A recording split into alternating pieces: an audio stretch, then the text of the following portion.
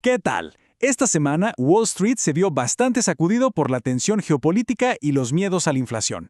Así que vamos a meternos de lleno en el informe semanal para desglosar qué fue lo que pasó y sobre todo qué significa todo esto para el mercado. Para ponerlo en contexto, el gran titular de la semana fue este. Una semana complicada en Wall Street. Vimos caídas prácticamente en todos los frentes.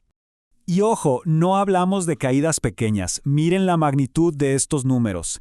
El Nasdaq, que está cargado de empresas de tecnología, fue el que más sintió el golpe. Esto ya nos da una pista, ¿no? Porque las tecnológicas dependen mucho de las expectativas de crecimiento a futuro. Y claro, ese futuro se ve bastante más incierto cuando el ambiente global se pone tenso. Muy bien, vamos a profundizar un poco más para entender de dónde vino toda esta turbulencia. Según el informe, hay dos grandes motivos detrás de la caída. El primero tiene que ver con lo que está pasando a nivel mundial. El catalizador principal, el que encendió las alarmas, fue la escalada del conflicto entre Estados Unidos e Irán. Y bueno, lo que pasa siempre en estos casos. Esta tensión geopolítica genera lo que se conoce como aversión al riesgo. Básicamente es miedo. Y cuando hay miedo, muchos inversionistas prefieren no arriesgar y se alejan de las acciones. Esta cita de Reuters lo resume perfecto. Es una reacción en cadena. El miedo hace que la gente busque activos más seguros, pero al mismo tiempo, ese mismo conflicto hace que el precio del petróleo suba, y eso alimenta el fantasma de la inflación. Un doble golpe. Pero a ver, no todo se fue para abajo. Hubo un activo, un refugio clásico, que se comportó justo como se esperaba en una situación así. Exacto, el oro. Mientras los inversionistas se escapaban del riesgo de las acciones, el oro tuvo una muy buena semana, lo que demuestra una vez más por qué se le considera un activo refugio en tiempos de incertidumbre. Y aquí se ve clarísimo el contraste, ¿no? Por un lado, una perspectiva negativa o bajista para las acciones, con dinero saliendo, y por el otro, una perspectiva positiva o alcista para el oro, que actuó como ese puerto seguro.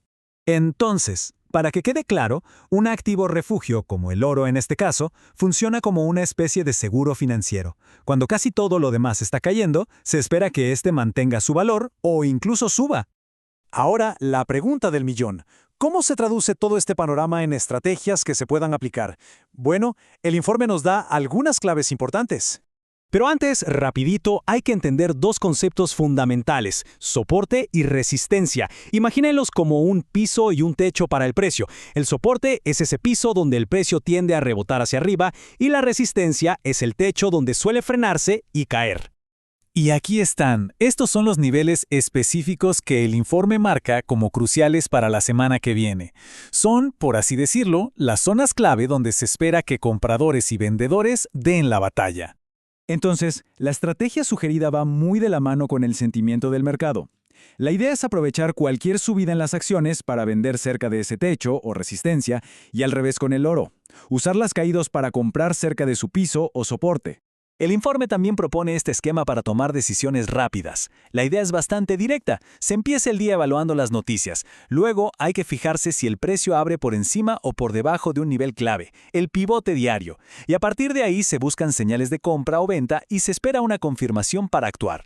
Es como un pequeño mapa para navegar la apertura del mercado. Y para terminar, vamos a ver qué nos espera. El informe echa un vistazo a los próximos días y a lo que hay que tener en el radar. A ver, el calendario económico está bastante tranquilo.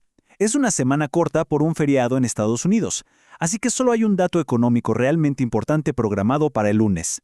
Y por eso mismo, como no hay muchos datos económicos que puedan mover el mercado, todo apunta a que los titulares geopolíticos seguirán llevando la batuta. Cualquier noticia sobre el conflicto o sobre el petróleo podría ser el principal motor del mercado. Así que nos quedamos con esta gran pregunta para la semana que viene. ¿Será que la geopolítica seguirá marcando el ritmo del mercado o veremos algún dato económico que logre cambiar el foco de atención? La respuesta, sin duda, definirá el rumbo de los próximos días.